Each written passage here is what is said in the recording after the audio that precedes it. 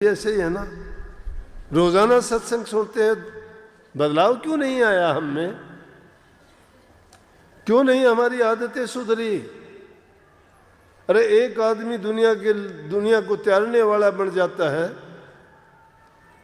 हम अपने घर वालों को नहीं त्याग सकते, चार आदमियों को नहीं बदल सकते। लेकिन हमारी हालत वो है कि हम उस लाख के समान है, आग के साथ रख दिया तो थोड़ी पिघल गई, उससे दूर होते ही काठ जैसी करड़ी होगी। सत्संग में आते तो लगते हैं सत्संगी, यहां से निकलने के बाद तो भाई आम संसारियों से भी गए बीते हो जाते हैं। तो उन्होंने कहा कि 12 वर्ष के बाद मैं आया हूं, मुझे ज्ञान का एक चपेट लगा था, आज तक मुझे होश नहीं आया है। लेकिन ये लोग रोजाना ऐसा करते हैं।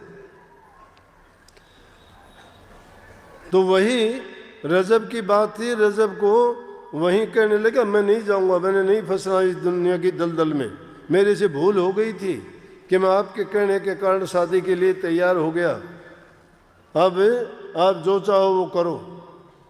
बोले कि अब क्या करें, ये तो बहुत बेइज्जती की बात है, समाज में हम कैसे मुंह दिखाएंगे? उस लड़की की भी बेइज्जती होगी, घर वालों की होगी, हमारी भी बिरादरी में, भाईचारे में, समाज में लोग थू थू करेंगे। बोला कि छोटे भाई की शादी कर लो। रजब ने उसी टाइम से पूरी जिंदगी भर वो लिबास नहीं उतारा, कहने का मतलब वही दुल्हे का लिबास रखा। बाद में सत्संगी उसको कहते रहे, कहने लगे, लोग कहा करते थे कि देखो ये दिखाना चाहता है कि मैंने गुरु के कहने के कारण शादी को त्याग दिया, मैंने ये नहीं अपनाया और इसलिए ये इस लिबास को पहने रखता है, इसको घमंड है, इसको अभिमान है, ये तो दिखाना चाहता है। लेकिन उसको इस चीज़ की ज़रूरत नहीं थी। उस चीज़ को भी पूरा करने के लिए सतगुरु हर शिष्य के भ्रम निकालता है, किसी भी तरह से, चाहे वो उसको प्यार से, चाहे उसको धमका के, चाहे उसको समझा के, चाहे उपदेश के द्वारा या किसी दूसरे माध्यम के द्वारा, किसी न किसी तरीके से उसको समझाने का प्रयास करते हैं। एक दिन ऐसा अवसर किया कि कहीं जा रहे थे और रास्ते में नाला पड़ता था, नाले में कीचड़ था और उस कीचड़ को देख के कोई कुछ लेने के लिए भागा, कोई कुछ लेने के लिए कि दादू साहब के कपड़े खराब होंगे। वो तो इधर उधर भागने लगे, लेकिन वो गुरमुख था, इधर उधर नहीं भागा, उन्हीं को कपड़े पहरे पहरे उस नाले में लेट गया और कहने लगा, गुरु महाराज जी मेरे ऊपर से आप दूसरे किनारे चले जाओ। जब दादू साहब वहाँ दूसरे किनारे निकल के उन लोगों को कहने लगे कि देख लिया आप लोगों ने कि रजब को इन कपड़ों से प्रेम नहीं है, तुम जो सोचते थे वो बात नहीं है। इसलिए गुरमुख किसी इज्जत का मोहताज नहीं है, उसको इनाम नहीं चाहिए, उसको मान बढ़ाई नहीं चाहिए।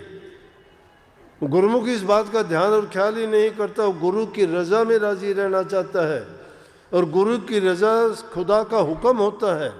हुक्म कहते हैं कानून को, और गुरु परमात्मा के कानून के अनुसार जो मर्यादाएं बंधी हुई हैं उन मर्यादाओं में बांधना चाहता है। जो मर्यादाओं से बंध जाता है और मर्यादाओं का पालन करता है उसको कष्ट और दुख नहीं उठाने पड़ते। लेकिन जहाँ मर्यादाएं टूट जाती हैं वहाँ सर्वनाश होना शुरू हो जाता है। इसलिए शिष्य को चाहिए कि गुरु के उपदेश को एकाग्रचित होकर सुने, दृष्टि उनके दर्शन पे होनी चाहिए, कान उनके वचन को श्रवण करने के लिए होने चाहिए और एक एक वचन सुन के अपने हृदय में उनको सजा लेना चाहिए। फिर ये कहने की जरूरत नहीं पड़ेगी गुरु मेरा ये काम करो, मुझे अंतर दर्शन दो या मुझे बाहर दो। ये प्यार की, विश्वास की बात है, ये हमारी चाहत है। गुरु से हम क्योंकि सारा जगत भिखारी है, गुरु दाता है, देने वाले हैं। हमें मांगना तो है, उनसे मांगना ही है, लेकिन जब बिना मांगे ही हमें देते, मांगने की जरूरत क्या है? गुरु हमारे लिए जो हितकर सोचते हैं, हमारे लिए सही सोचते हैं, हमें देंगे। और इसीलिए हमारे अंदर वैराग्य पैदा करने के लिए वह ऐसी ज्ञानवर्धक चीज़ें बताते हैं चुन चुन के, ताकि उन बातों को सुन के हमारे मन के सोए हुए जो हमारे कर्म हैं वो जग जाएं। वो भूली हुई वस्तुओं वो भूलते हैं हम।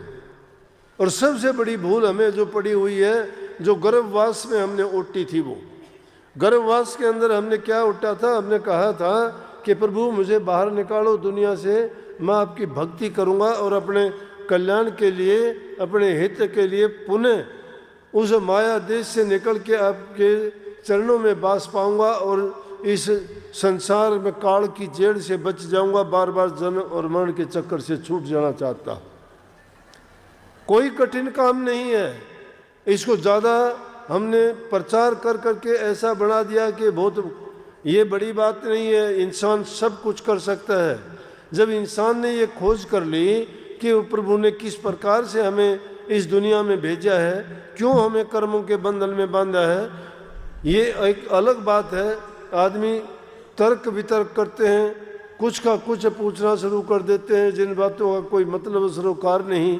लेकिन जिस चीज़ में हमारा हित है वो गुरु महाराज हमें सहज में ही सत्संगों के माध्यम से बताते जताते हैं। जो भागी जीव होते हैं वो उनके लाभ उठा लेते हैं, लेकिन जिनके भाग और नसीब इंसान खुद खराब करता है कि जो टिक नहीं पाता, थोड़ी सी चीज़ के कारण, थोड़ी सी बात के कारण अपने आप को वहाँ से निकाल के बाहर कर देता है, जिसके क्योंकि उसका कर्म खोटा होता है। वो काल का जीव है। काल का जीव कबू नहीं माने कोटि कथो ज्ञाना। काल का जीव मानने वाला नहीं, कितना भी ज्ञान कथो उसको उस जूं तक नहीं रेंगती कान पर, उसको अच्छी नहीं लगती है बातें। अगर सत्संगी वो होता है, बातें किसी दूसरे को कही जाए अपना ले वो कि ये कमियां मेरे अंदर हैं। जो अपनी कमी खुद देखता नहीं है, हम तो दूसरे की देखते हैं। दोष पराया देख के चले हसंत हसंत, अपनी याद न आवी जा का आद न अंत। हम दूसरे के दोषों को तो बड़े देखते हैं, बड़ी बातें बनाना शुरू कर देते हैं। उसका ये हो गया, वो वैसा करता है, उसका ये है, उसका अरे तुझे पराई क्या पड़ी, अपनी आप न मेढ़। तू अपने दोस्त तो ढूंढ ले पहले कितने हैं। दूसरों की तरफ उंगली उठाने से पहले सोच, क्या तू उनसे निकल चुका है। दूसरे के दोष देख के क्या हंसना है, वो अपना कर्म भोगेगा, तू अपना कर्म क्यों बिगाड़ता है। किसी खोटे कर्म को देखोगे, खोटे बात को याद करोगे, किसी बुरी चीज़ को देख के उन पर अगर सोच करोगे तो तुम्हारे मन की भावनाएं दूषित होती चली जाएंगी, तुम्हारे मन को वही बातें सुनने की आदत पड़ जाएगी। हमें उसको उसी तरफ से तो हटाना है। उसी को तो ये कहे कि खुदा का क्या पावना, इत्थे तोड़ना इत्थे लावना। एक तरफ से तोड़ना है, एक तरफ से लगाना है। दुनियादारी की तरफ से अगर छूट जाता है तो प्रभु की तरफ लग जाएगा। दो ही रास्ते हैं, एक प्रवृत्ति है, एक निवृत्ति का है। प्रवृत्ति संसार है, संसार में अगर मन फंसाओगे फंसता चला जाएगा, कितना ही फंसाओ। छुटाना चाहते हो, निवृत्ति का मारे गए छूटता चला जाएगा। लेकिन संतों की खूबी देखो। स्वामी जी हमारे संत मत है, राधा स्वामी मत ही। लेकिन सभी महापुरुषों की जितने भी बातें मिलती हैं, मुख्य रूप से कबीर साहब जो